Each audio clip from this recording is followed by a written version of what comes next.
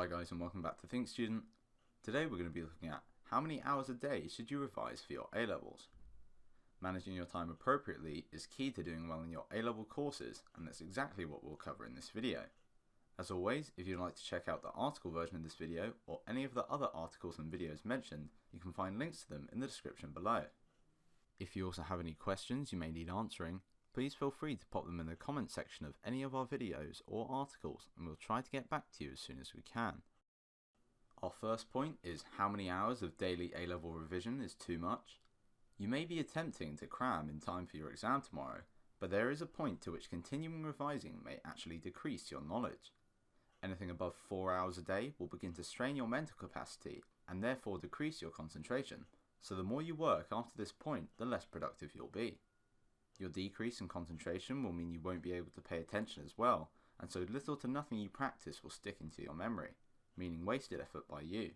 Doing loads of practice in a short period of time will also leave you overworked and could possibly lead to a negative effect in your A-levels. It's also important to separate your exam and independent revision, as to not shrink the responsibilities you already have at college.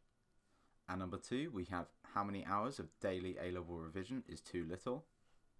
On the opposite end of overexerting yourself, we have not doing enough, which is a very common error among students. We recommend trying to revise for any amount of time above an hour and a half on the upcoming weeks to your exam. Anything under this amount of time will most likely leave you underprepared and therefore unable to pick up the vital marks you'll need.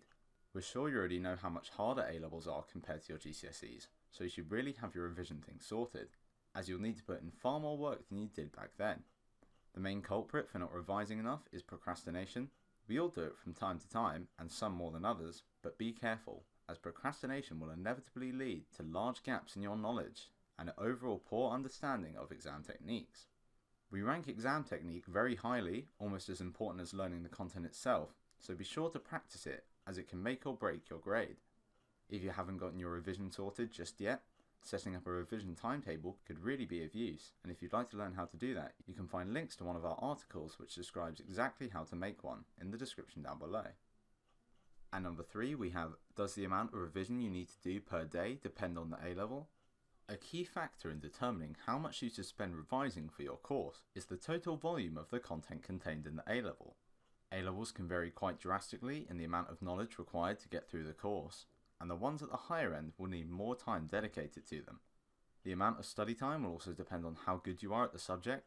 If you have a natural talent for history or are really passionate for maths, it's likely that you'll need to spend less time working on those subjects. However, if you struggle with a certain subject, you'll want to spend more time on it. It's all about achieving that perfect balance. Ultimately, we recommend that you prioritize your weakest areas, as those are often hard to revise, so when you've covered them, you can be rewarded with some more enjoyable study for subjects you find easy. And number 4, we have, what days should you revise on? There are many different approaches to revising, but ultimately the days you choose to spend studying are down to you and how you've structured your revision timetable. You may think that revising every day in the weeks leading up to your exams is a good idea, and you're not wrong, but some people may like having a break, like on the weekends, and therefore have a lesser amount of study sessions, but increased hours in each. If you're the type that doesn't mind a little extra work on a Sunday, feel free to do so. It's very important to look after yourself in exam season, as overworking can become stressful. If you feel the need to switch your timetable up, then do it by any means, just find one that works best for you. You may need to keep changing up your timetable due to unforeseen circumstances, but as long as you're getting the right amount of hours put in, there shouldn't be any issue. Also, don't panic if you miss a session or two, as long as it doesn't become a habit, because there'll always be time to make up for it later on. And number 5, we have, how should you split up your A-level revision sessions? People who actually enjoy revising for A-levels are few and far between, so for the rest of us normal folk who don't, making the revision easier and more effective would benefit us greatly. There are a few different methods commonly used to revise, but the one we recommend is the Pomodoro technique. It's a technique widely used among students, as it can really boost your revision. When studying this way, you typically revise for 25-minute periods with a 5-minute break in between.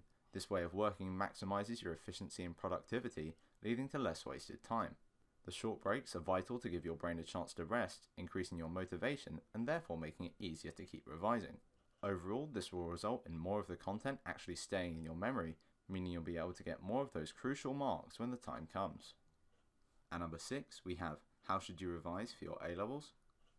There are several methods of revising, but many of them are a complete waste of time, so we've accumulated a few of the methods that we have used in the past which we believe are the most effective. First off, we have flashcards.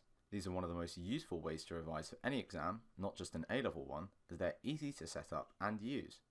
All you have to do is write a term on one side and the definition on the other. You can then show yourself either side of the card and try to recollect what it matches with. A small word of warning, however, as you can sometimes simply end up learning to recognize the words instead of actually revising, so be sure to incorporate other methods alongside this one. This swiftly moves on to our second recommendation, which is mind maps. Mind maps are great because they allow you to lay out all the information you currently know and therefore show you where your strengths and weaknesses are, meaning you can gear the rest of your revision more effectively.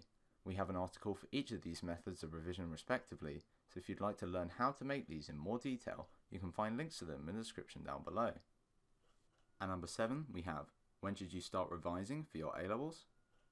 Here at Think Student, we recommend starting to revise for your A-levels about 7 weeks prior to your first exam. This should, in theory, give you enough time to perfect your exam knowledge and technique. The amount of time is just an estimate, however, as the exact amount will vary from person to person. As we discussed earlier, the amount of content in your exams and the rate of which you can learn could both add or remove from this time period. If you're taking a 4th or 5th A-level, you'd also have to add some more time onto this in order to achieve your goals. A fair word of warning though, going anywhere under 7 weeks can lead to some major issues unless you're particularly gifted at studying, so for the majority of people we'd recommend anywhere from 7 weeks and above. Well, that's it for this video, guys. If you'd like to check out the article version of this video or any of our other articles and videos mentioned, you can find links to them all in the description down below.